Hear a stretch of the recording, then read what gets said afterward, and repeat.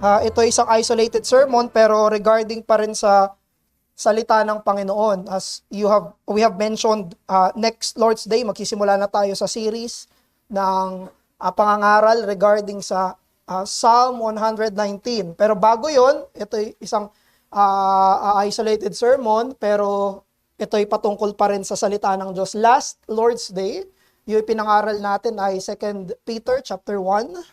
No, doon natin nakita na itinaas ng isa pang apostol, si Apostle Peter, yung sacred writings, yung salita ng Diyos na ito'y higit pa sa narinig niyang salita ng Diyos, higit ito sa religious experience, at ito rin ay higit sa sulat ng tao. No? So ngayon naman, kay Apostle Paul, another apostle.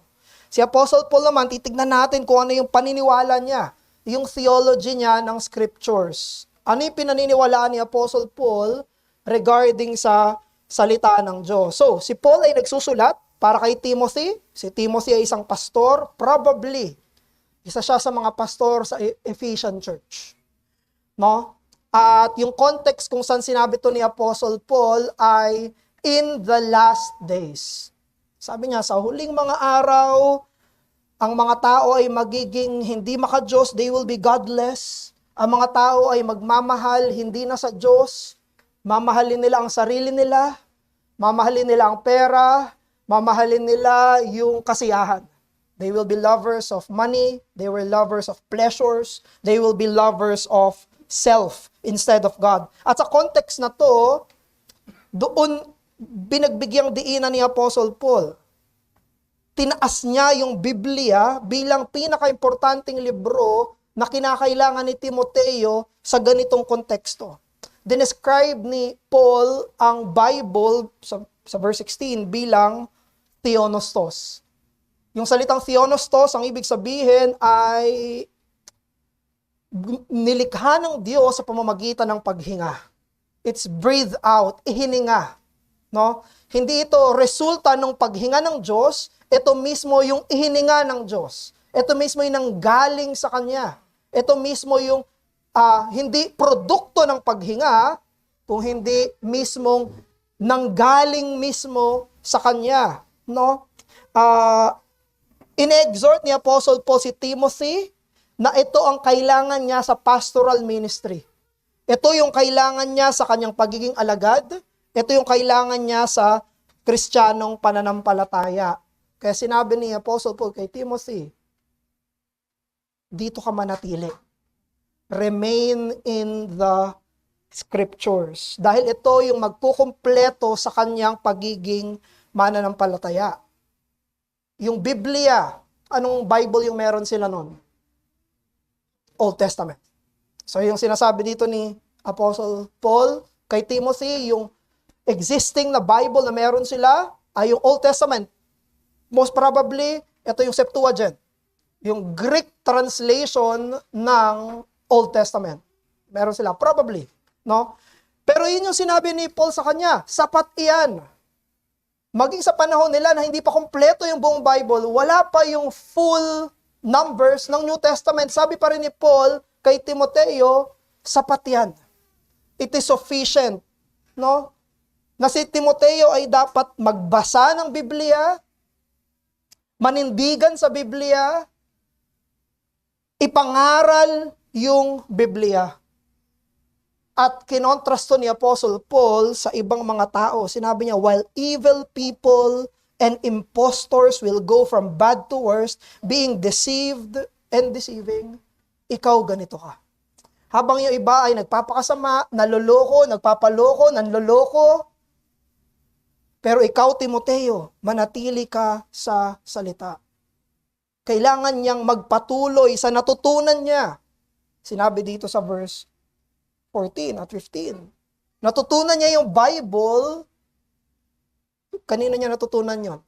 Sa kanyang nanay na si Eunice, at sa kanyang lola na si Lois. At isa pa, kay Paul, later on na sa kanyang buhay. Iba't ibang tao na ginamit ng Diyos, pero iisa yung ginamit nila na pagtuturo kay Timoteo. No? Si Eunice, Biblia ang gamit kay Timoteo. Si Lois, lola niya, Biblia ang gamit para kay Timoteo. Si Pablo at iba pang mga apostol, Biblia ang gamit para kay Timoteo. Hindi sila magkakaiba ng gamit. Iisang gamit. Yung nakasulat na salita ng Diyos. And this is sufficient. Remember, ito ang last letter ni Apostle Paul. Mamamatay na si Apostle Paul. Ito na yung huling babanggitin niyang payo sa kanyang disipulo, sa kanyang mini-mentor na si Timothy. Ito yung huli niyang salita. At sa huling salita ni Apostle Paul sa kanya, sinasabi ni Paul, sapat ang Biblia. Ito yung kailangan mo, Timoteo. Timoteo, mamamatay na ako. Timoteo, perhaps ito ang huling sulat ko sa iyo. Timoteo, bilang isang tinuring mong tatay, at para na kitang anak sa pananampalataya, ang Biblia ay sapat para sa buong buhay mo ng pananampalataya. You see, si Timothy, nung lumalaki pa lang siya bilang isang batang lalaki, sapat na yung Biblia. Nung naging Kristiyano na siya, sapat yung Biblia. Para i-equip siya sa ministry na ipinagkatiwala sa kanya, sapat yung Biblia. At sa panggagalingan ng lahat ng ituturo niya, sapat yung Biblia. Bakit ito sapat para kay Timoteo? Dahil ito ihininga ng Diyos. Dahil ito mismo, sabi sa verse 16, ay salita ng Diyos. That is our message this afternoon, that the Bible is sufficient when it comes to the Christian faith. Sa lahat ng bahagi, baitang, parte, dako, sa usapin ng Kristiyanong pananampalataya, sapat yung Biblia. It is sufficient. But we see here, sa ating passage, na ito'y sapat sa tatlong bahagi. Una, it is sufficient for salvation. Pangalawa, it is sufficient for discipleship. At pangatlo, it is sufficient for preaching. Sapat ito para maligtas yung isang tao. Sapat ito para makumpleto yung pagpapabanal sa isang tao. At sapat din ito para maging basehan ng lahat ng ituturo at ipapangaral ng isang mananampalataya. So let's look at these three. Number one, it is enough for salvation. In-exhort ni Apostle Paul si Timothy na manatili sa kasulatan dahil ito yung natutunan niya mismo mula pagkabata niya. Ano yung content ng Old Testament? Old Testament yung Bible nila, di ba? Ano yung content ng Old Testament? Ano yung natutunan ni Timothy nung bata pa siya? Ito yung sinabi ng scripture. 14, but as for you, continue on what you have learned and have firmly believed, knowing from whom you learned it and how. Verse 15, from childhood, bata pa siya, you have been acquainted with sacred writings, Old Testament. Ano daw yung ginawa ng Old Testament na tinuro sa kanya? Which are able to make you wise for salvation through faith in Christ Jesus. Maging lumang tipan pala ang tinuturo ay si Jesus. Maging Old Testament pala, nililid yung mga bumabasa ng Old Testament papunta kay Hesukristo. At pag na ipatungo sila sa Panginoong Hesukristo, nandun lamang yung kaligtasan. Alam natin ito nung nabuhay na muli ang Panginoong Jesus dun sa road to Emmaus sa Luke chapter 24. Ganun yung ginawa ni Jesus dun sa mga alagad. In-explain ni Jesus mula kay Moses hanggang sa mga prophets all things concerning Him and His glory. So, nung nagtuturo pala ang Panginoong Jesus tungkol sa Old Testament, tinuro niya na ang lahat ng ito ay patungkol sa Kanya. It leads them to a wisdom that knows that it is about the Lord Jesus Christ. Scriptures reveals Christ, explains the need for salvation, and it directs sinners to saving faith. Ganyan din yung nangyari kay Timoteo. Nung tinuturuan siya ng magulang niya, tinuturuan siya ng lola niya, ang nakita niya ay si Jesus sa lumang tipan. Only the Bible today can lead us to salvation in the Lord Jesus Christ. Pinag-aralan na natin kanina, Totoo, bago matapos yung 66 na libro ng Canon of Scriptures, nagsasalita yung Diyos outside of the written word. Totoo yun. Nangungusap yung Diyos, nagpapadala siya ng anghel. Minsan, nagkakatawang tao yung Diyos, theophanies, Christophanies. Minsan, nagiging parang anghel siya, yung angel of the Lord, Christophany. Minsan, nangungusap ang Panginoon sa panaginip at sa mga visions. Ginagawa ng Panginoon yung mga ganong klaseng pakikipag-usap. Pero yun ay sa panahon ng bago matapos ang buong Biblia. Sa panahon natin ngayon, ang meron tayo na nananatiling pakikipag-usap ng Diyos ay walang iba kung hindi ito.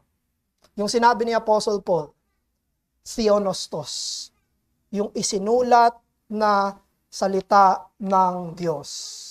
This is what remains for us today. Sulat ng apostol, sulat ng mga propeta na nagdidiretso sa Panginoong Hesukristo. Pero kung yung sinabi dito ni Apostle Paul kay Timothy na yung scriptures ay magdadala sa karunungan ng kaligtasan dahil sa pananampalataya kay Jesus, ibig sabihin pala may maling pagbabasa ng Bible. Merong tamang pagbabasa ng Bible, it leads to salvation. Merong mali na pagbabasa ng Bible that does not lead to salvation. Ano yung mali na pagbabasa ng Bible? If you look at the Bible merely as a moral book, if you read the Bible merely as a book of inspirations, maling pagbabasa ng Biblia. Hindi ka maliligtas. Kung binabasa mo yung Biblia at iniisip mo, mabuti, yun lang yung dapat kong gawin, dapat pumantay lang ako doon. Yan ay moralismo. Hindi libro ng GMRC ang Bible. Hindi ito libro ng values education. At hindi rin ito, most especially, kuhanan lang ng inspirational quotes. Hindi. Maling pagbabasa yan ng Biblia. Dahil hindi para dyan ang Biblia. Ang Biblia, sabi ng verse 15, yung Bible mismo nag-describe sa Bible. Anong sabi ng Bible sa Bible?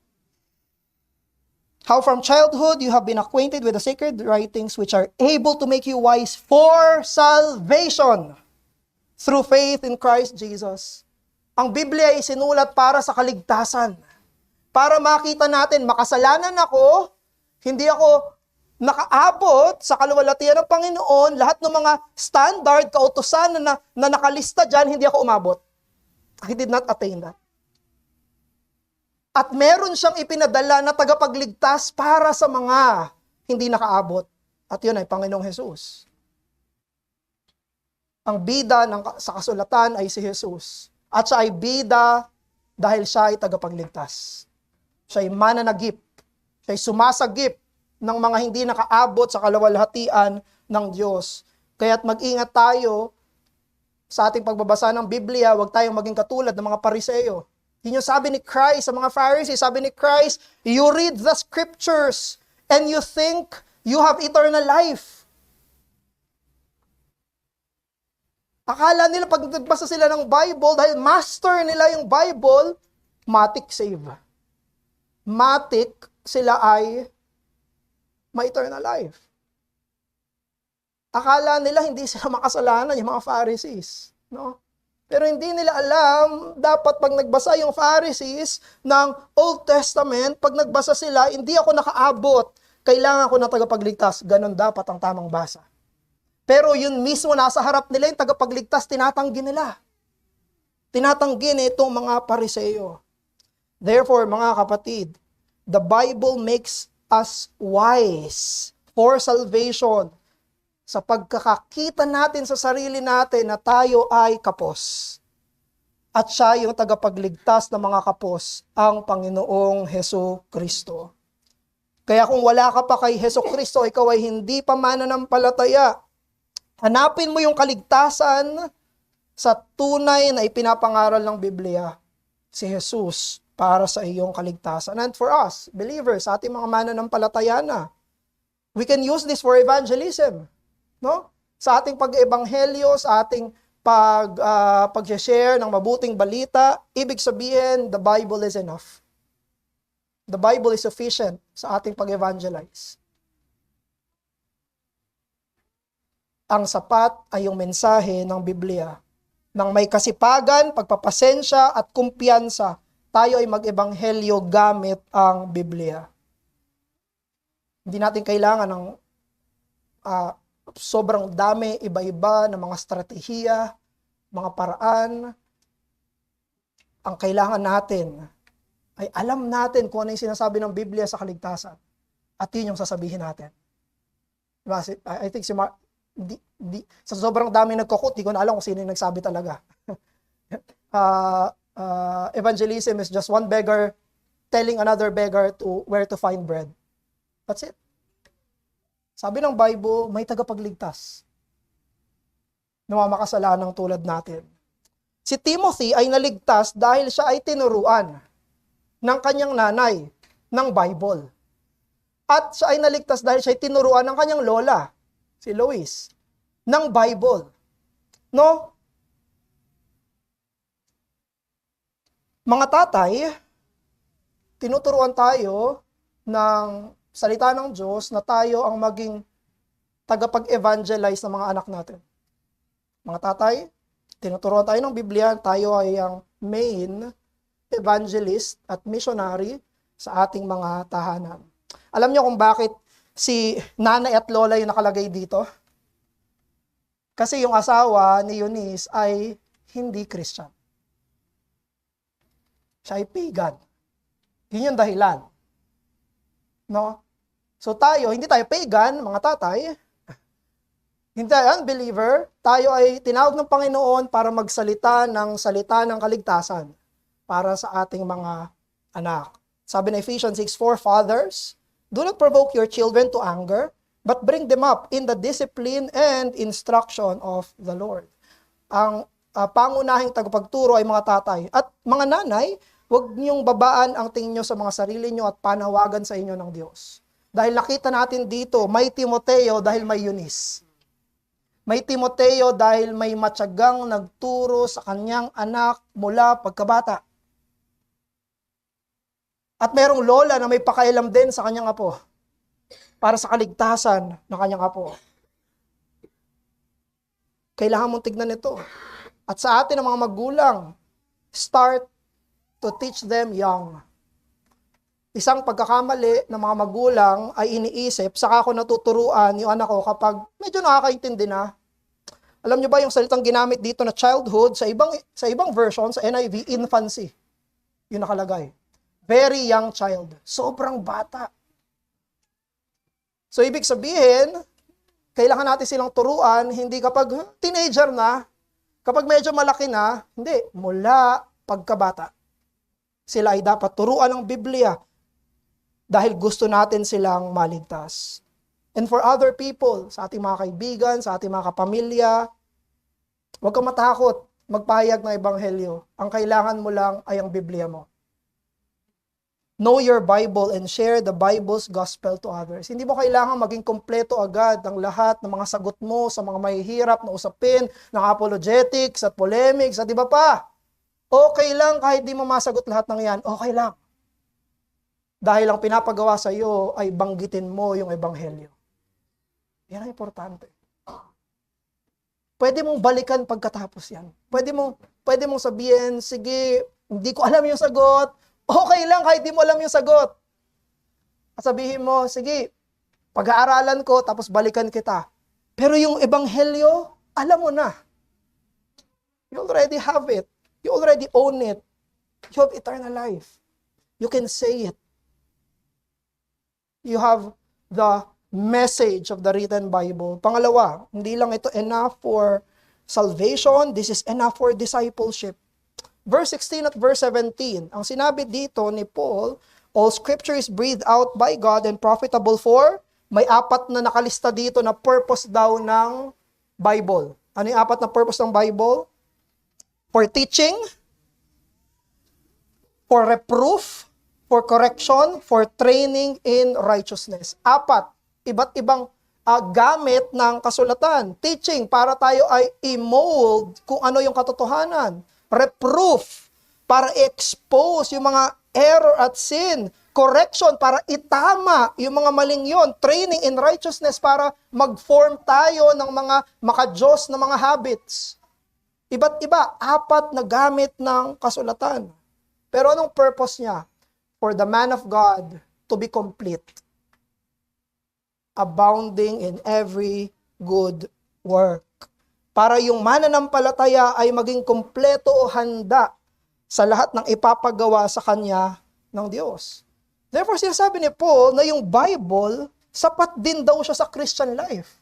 Hindi daw siya sapat para maligtas lang, makapasok ka sa kingdom. Tapos pag nandun ka na sa kingdom, you need more.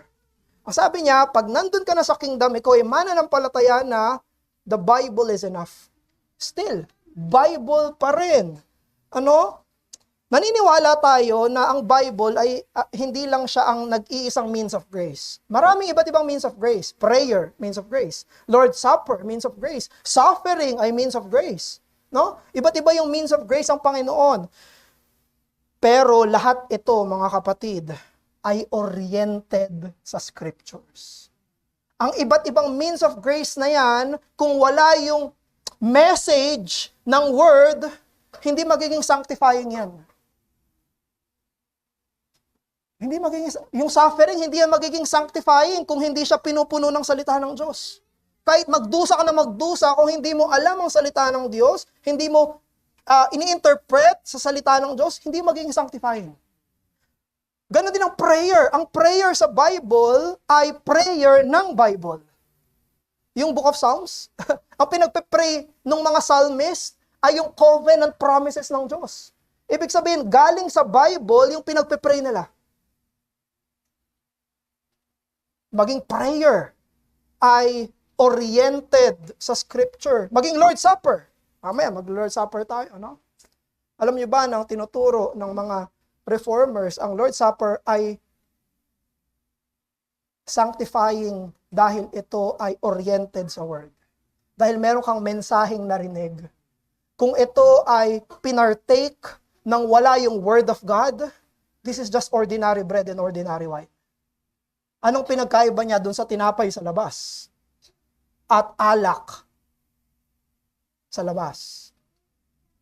Nagtipon din sila, kumain silang tinapay. Nagtipon sila, uminom sila ng alak. What's the difference? Because it is oriented by the Word of God. Merong salita ng Diyos na nagpapaliwanag. Itong ibig sabihin, ito ang halaga niyan. Ibig sabihin, yung lahat ng mga ibang means of grace, Word of God, yung chief. Nag-o-orient sa lahat ng iba't ibang means of grace. Ang Kristiyanong pamumuhay ay tungkol sa pagtuturo ni Jesus sa kanyang mga alagad. Sabi ni Christ, "My sheep hear my voice, I know them and they follow me." Naririnig ng mga tupa ang tinig ng kanilang pastol. Ang Biblia, ang mensahe nito ay ang araw-araw na pagkain o tinapay ng ating kaluluwa. Sabi ni Christ, Matthew 4:4. Man shall not live by bread alone, but by every word of God. Salita ng Diyos, pagkain ng kaluluwa. Kung saan ang ating mga kaluluwa ay napapalakas at nabubusog. Ang isipan natin ay madaling maimpluwensyahan ng mga nakapaligid sa atin, mensahe ng mundo, pag-iisip ng mundo, kalakaran ng mundo. At anong sinabi ng Romans chapter 12? Renew your mind.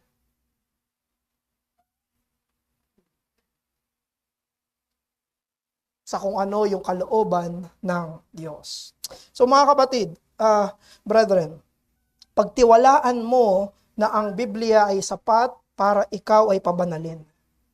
Para ikaw ay kumpletuhin sa iyong Kristiyanong lakarin. Pag tinanong ka, at ang tanong sa iyo, ano pang kailangan mo para mas masanctify ka? Ang sagot ay mas marami pang Biblia. Kapag tinanong, anong kailangan ng church natin para mas tayo ay mas lumago sa pananampalataya, ang sagot ay mas marami pang Biblia. Sa usapin ng pagiging alagad ng Panginoong Jesus, less Bible is not the answer. Kapag may naisip ka, na iniisip, hindi, kailangan namin less teaching, more of this. That's wrong. Mali. Sabi ni Apostol Pablo, it is sufficient for the man of God may be complete, equipped for every good work. Huwag kang maniniwala na less Bible ang kailangan natin. Huwag kang maniniwala na less teaching ang kailangan natin. Huwag kang maniniwala na less truth ang kailangan natin. What we need is more Bible, repeated Bible, deeper Bible truth in our soul. Mas nginunguya, mas ninanamnam, mas lumalalim na kasulatan. Sabi ni Charles Spurgeon, pag hinati mo daw, pag sinugatan mo daw yung mga Puritans, ang lalabas na dugo nila ay bibline. Hindi daw dugo yung lalabas, Biblia daw yung lalabas. Kapag sinugatan mo yung Puritan. You see, hinahangaan itong mga Puritan na ito dahil sila ay more sanctified. Grabe talaga yung commitment at devotion ng mga Puritan sa Panginoon. Pero bakit sila ganon? Hindi dahil naturally better sila?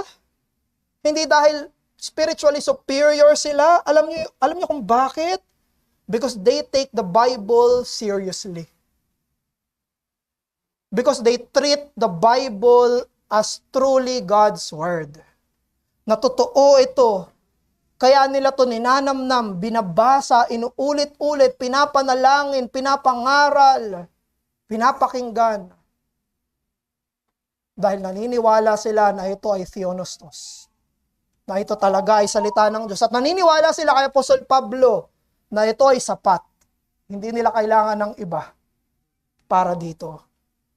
Totoong ito ay salita ng Diyos mula sa Diyos, kailangan ng mga makasalanan, pinapahayag si Kristo, sapat para sa buhay at pananampalataya. Nag-agree ka ba, kapatid? Nag-agree ka ba na ang kailangan mo ngayong 2026 ay mas marami pang Bible reading? Nag-agree ka ba na ang mas kailangan mo ngayon sa buhay mo ay mas marami pang Bible meditation?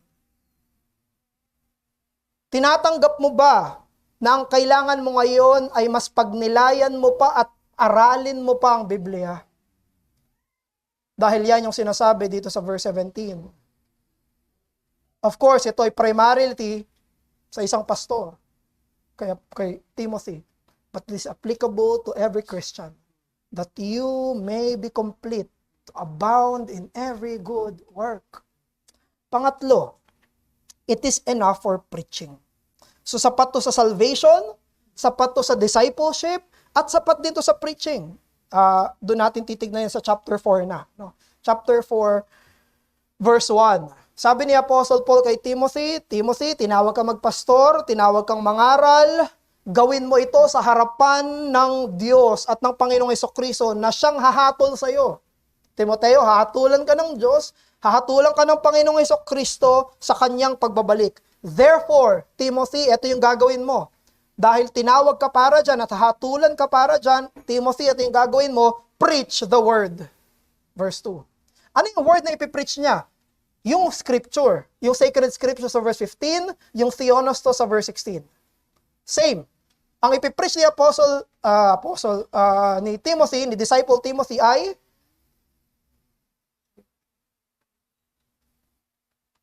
kailan daw niya dapat i-preach yung word?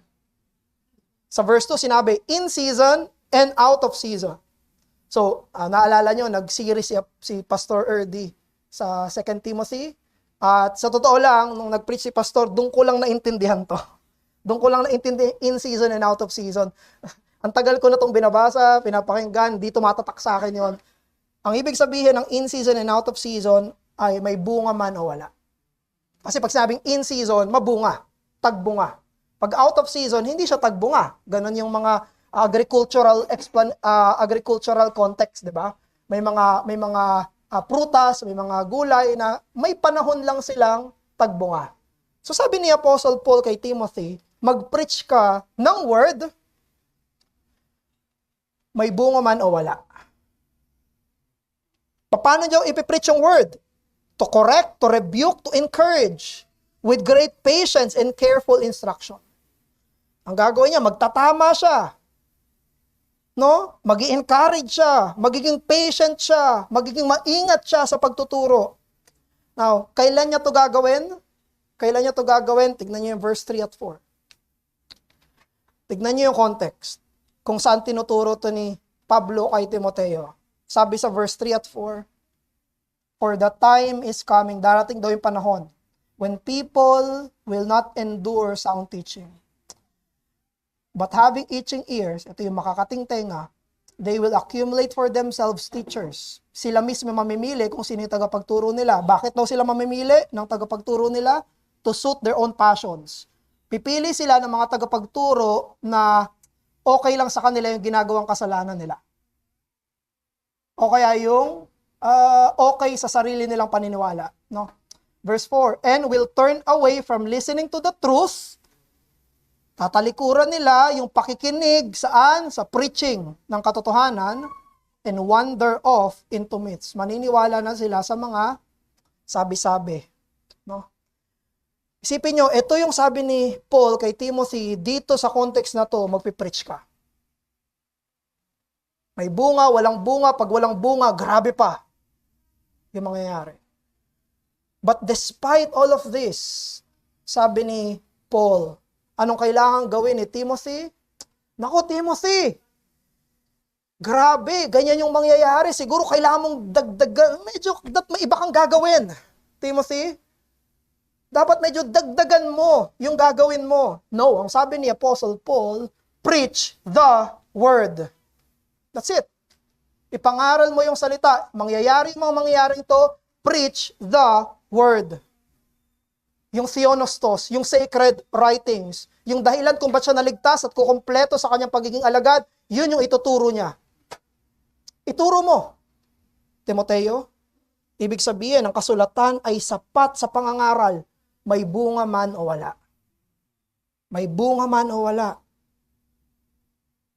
Dahil sapat ang kasulatan sa usapin ng pagtuturo, kahit na mukhang walang bunga, kahit na mukhang walang resulta, kahit na parang walang nangyayari, nakailang preach na, nakailang pagtuturo na, ang tagal-tagal na itong tinuturo, ipinapangaral, bakit parang ganun pa rin?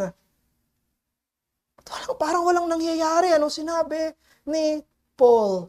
Preach the word. Ipangaral mo ang salita. Kapag parang ineffective yung preaching, kapag bumababa yung attendance, kapag konti yung naliligtas, parang hindi nasa-sanctify yung mga pinapangaralan, ang instinct ng laman, gumawa ka ng iba. Iba naman. Try mo iba. Baka merong method, baka merong strategy, baka merong gimmick na pwede tayong gawin na magdadala ng resulta, na magbibigay ng mas maraming bunga. At ang sabi ni Apostol Pablo, wag. No. No. Hindi yan ang gagawin mo, Timoteo. Ang sagot sa kawalang bunga ay hindi emotional appeal, hindi theatrics, hindi pagpapababaw ng mga matitigas na katotohanan, hindi entertainment. Ang charge ni Apostle Paul kay Timothy, preach the word. Mga kapatid, may mga ganitong pagkakataon na mangyayari sa atin. May mga panahon na napakaraming bunga, kitang-kita, kaya pagpapasalamat natin sa Panginoon, pero may mga pagkakataon na parang walang bunga. Ba't parang walang nangyayari? Pero ang paninindigan natin bilang isang church, bilang isang iglesia, na ang dapat ipangaral sa ating pulpito, itong gagawin natin bilang isang kalipunan ng mga mananampalataya, tipan ng nasa loob ng tipan ng biyaya, ay manatili na sentral yung pangangaral ng salita ng Diyos. We should measure preaching based on its faithfulness to the biblical text, not on its results. Of course, talagang nakakalungkot kapag walang resulta, talagang napakasaya kapag may resulta. Totoo yan. Hindi mali na maramdaman yon. Hindi mali na, siyempre, masaya kapag maraming nako-convert, may nadadagdag sa membership. Napakasaya ng mga ganong pagkakataon, napaka-sanctified ng church, nakikinig at ina-apply lahat ng napakinggan, napakasaya noon. No? Totoong nakakalungkot din kapag parang hindi na sa-sanctify yung mga tagapakinig. Totoong parang walang nako-convert. Parang ilang years na wala pa rin nadadagdag sa covenant membership. Yung attendance pa, bago-bago, totoong nakakalungkot na ngayon. Hindi natin sinasabing, hindi natin yun mararamdaman ang sinasabi sa kabila ng lahat ng yon. Preach the word. Doon tayo mananatili. Ang basihan natin ay katapatan sa nakasulat na theonostos. Kung ang pinapangaral ay yung nakasulat, yun ang pagbabasihan natin ng katapatan ng isang iglesia. At ganoon din tayo, brethren, kapag tumatanggap tayo ng salita ng Diyos, hindi tayo dapat mamili. Hindi dapat tayo mamili. Ito lang yung gusto ko, ito lang yung gusto ko. Ito medyo hindi nagva-vibe sa akin. Yung medyo nagva-vibe sa akin, ito tatanggapin ko. No. If that is from the Bible, every word of that is from God to you. No. Totoo naman na may mga katotohanan na mas nakaka-relate tayo. May mga katotohanan na mas applicable sa situation natin ngayon. Totoo 'yon. Pero tanggapin mo yung buong pangangaral ng kasulatan bilang totoo.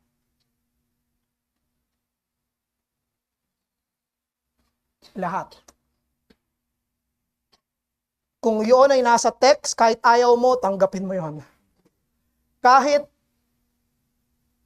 hindi ka komportable sa truth na yon, pero nasa text, tanggapin mo yon. Kung yung pinapangaral na yon ay nasa text, pero parang against sa ginagawa mo, sa lifestyle mo, tanggapin mo yon. Kung iyon ay nakaka-inspire at nasa text, tanggapin mo rin yon. Tatanggapin mo lahat. Kung ano yung nasa loob ng salita ng Diyos.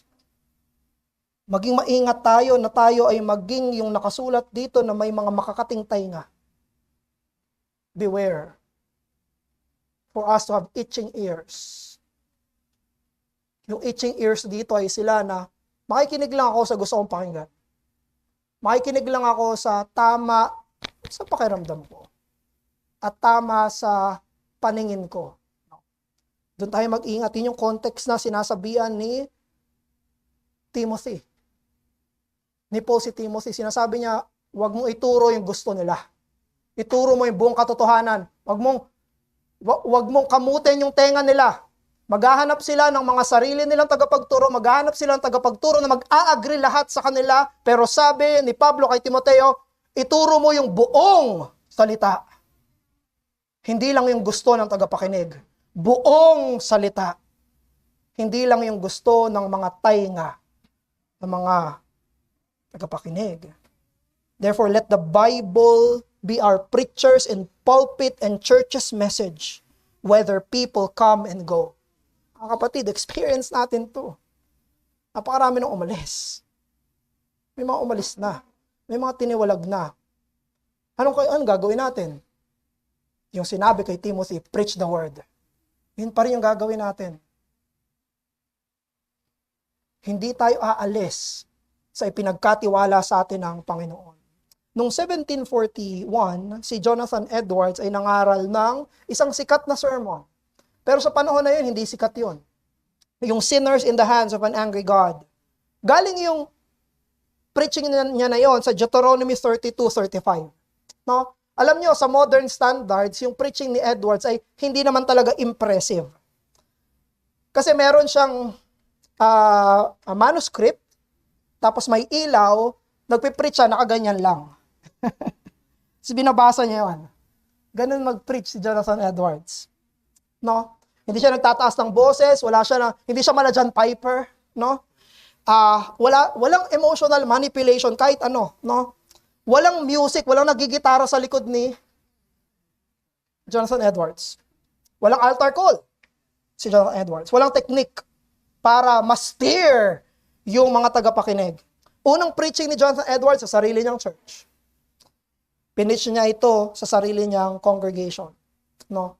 At nung pinitch niya ito, yung response ay ordinary. Normal lang. It was an ordinary Sunday. Pero na-invite siya sa isang other church sa Enfield, Connecticut. At nung nag-preach doon si Edward, same manuscript, same style, binabasa niya, ganun siya mag-preach eh. Nung in-invite siya doon na mag-preach, walang pinagbago sa lahat ng ginawa niya, same na same. Yet this time, nung nag-preach siya, kumilos ang banal na spirito, nagkaroon ng revival. Yung mga tao ay basag na basag sa kasalanan nila, nag-iiyakan. Yung mga tao, sa kanilang mga kasalanan, humihingi ng awa ng Diyos. Silang mga hindi mananampalataya ay naging mananampalataya, at yung mananampalataya ay to a certain degree na sanctify ng mas matindi. You see,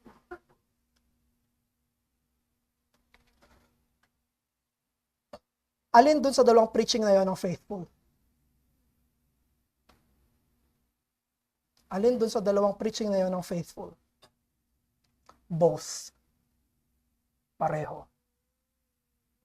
Sabi ni Apostle Paul kay Timothy, whether in season or out of season, preach the word.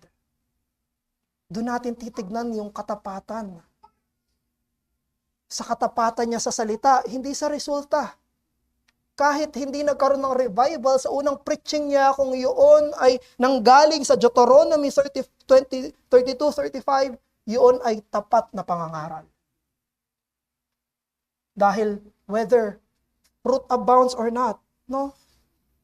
Yung faithful preaching, pwedeng maging parang ineffective ngayon, pwedeng fruitful bukas. Pero ang responsibilidad natin ay pangaral ang salita, pakinggan ang salita, magpasakop ang salita, magtiwala sa Diyos para sa resulta.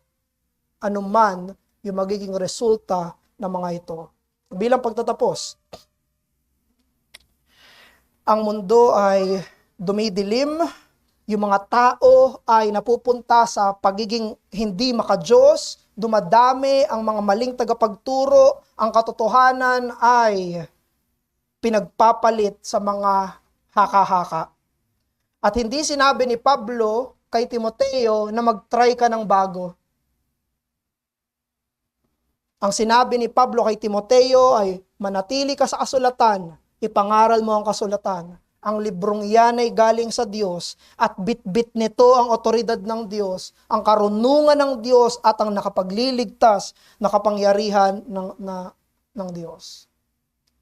Yung parehong Biblia na nagligtas sa kanya sa pagkabata at nag-equip sa kanya sa kanyang pagiging mananampalataya, yun yung parehong Biblia na magsusustena sa kanya sa ministeryo.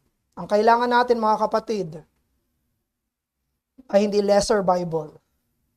Ang kailangan natin ay mas malalim, mas puno, at mas steady na kumpiyansa sa salita ng Diyos na ibinigay niya na sa atin.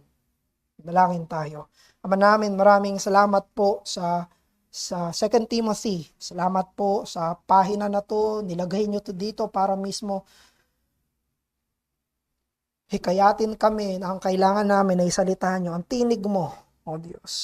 Patawarin niyo po kami kung kami natutukso na maghanap ng ibang paraan para ang mga minamahal namin sa buhay, ibang tao ay maligtas. Patawad kung tinitignan namin ang Bible ay hindi sapat.